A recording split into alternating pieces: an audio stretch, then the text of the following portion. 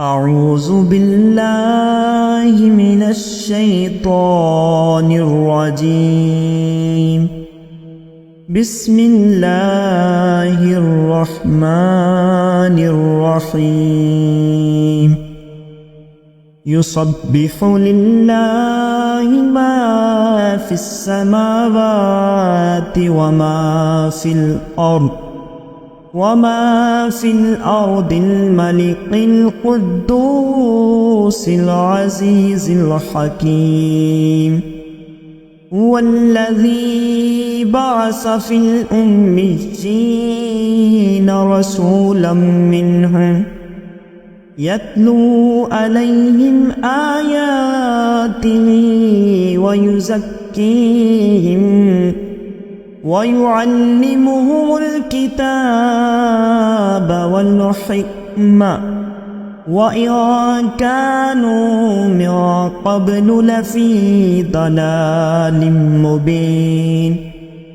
وآخرين منهم لما يلحقوا بهم وهو العزيز الحكيم. ذلك فضل الله يؤتيه من يشاء والله ذو الفضل العظيم. مثل الذين حملوا التوراة ثم لم يحملوها كمثل الحمار يحمل أسفارا بئس مثل القوم الذين كذبوا بآيات الله والله لا يهدي القوم الظالمين.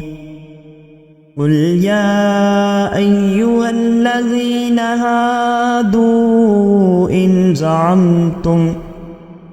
إن زعمتم أنكم أولياء لله من دون الناس فتمنوا الموت إن كنتم صادقين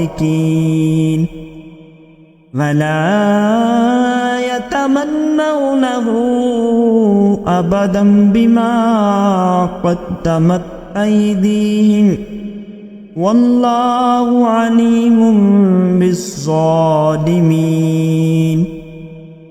قل إن الموت الذي تفرون منه فإنه ملاقيكم ثم تردون إلى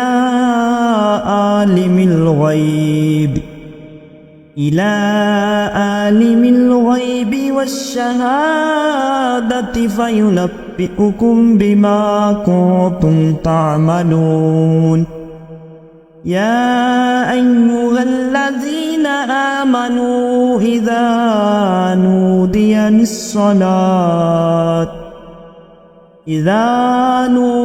للصلاة من يوم الجمعة فاسعوا إلى ذكر الله وذروا البيع ذلكم خير لكم إن كنتم تعملون. فإذا قضيت الصلاة فانتشروا في الأرض وابتغوا من فضل الله واذكروا الله كثيرا لعلكم تفلحون. وإذا رأوا تجارة أو لهوا انفضوا إليها وتركوك قائما. قل ما عند الله خير من اللهو ومن التجارة والله خير الرازقين. صدق الله مولانا العظيم.